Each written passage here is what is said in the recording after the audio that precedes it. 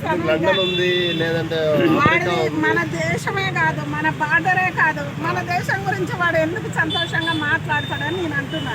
మన దేశం కాదు కదా, అందు గురించి మన దేశం గాలి, మన దేశం బట్ట పొట్ట డబ్బు, ఇప్పుడు ఉన్న ఇల్లు కూడా మన దేశందే, మన హైదరాబాదే.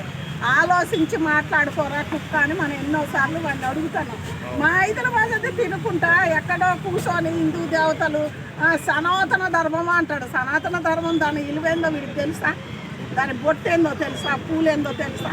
అసలు మనది ఎంత బాగుంటుందో మన భారతదేశాన్ని వాడికి తెలియదు. కాబట్టి వాళ్ళని ఎవరు తీసుకోవద్దు. ఎవరైనా సోషల్ మీడియా ఎవరైనా వాళ్ళని అసలు ఇక్కడికి మన దేశం రానియకుంటుంటే బాగుంటుంది. అంటే మన తెలుగు సినిమాలు చేస్తా, మన తెలుగు హిందూ అలాంటి మూవీస్ చేస్తా, అలాంటి క్యారెక్టర్లు వేసి కూడా మన ఫుడ్ తిని సో మన అదే ఇలా చేస్తున్నాను కరెక్టేనా? అది కరెక్ట్ అని, ఎందుకంటే ఆయన గురించి నేను ప్రత్యేకంగా ఎప్పుడు మాట్లాడతాను.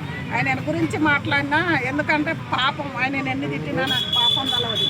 ఎందుకంటే ఆ పరమశివుడు వారిని ఎవరినో ఒకళ్ళని ఏరి పెడతారట దీన్ని విమర్శించమని. అదొక్కటే మనం ఆలోచించాలి. కానీ వాడిని తినడానికి ఎవరినో ఒకళ్ళని పుట్టించిండ్రు కూడా వాడిని ఇక్కడికి రాకుండా మన ప్రజలే మేమే వాడికి బుద్ధి చెప్తాం. అది నిజం. ఓకే అమ్మా.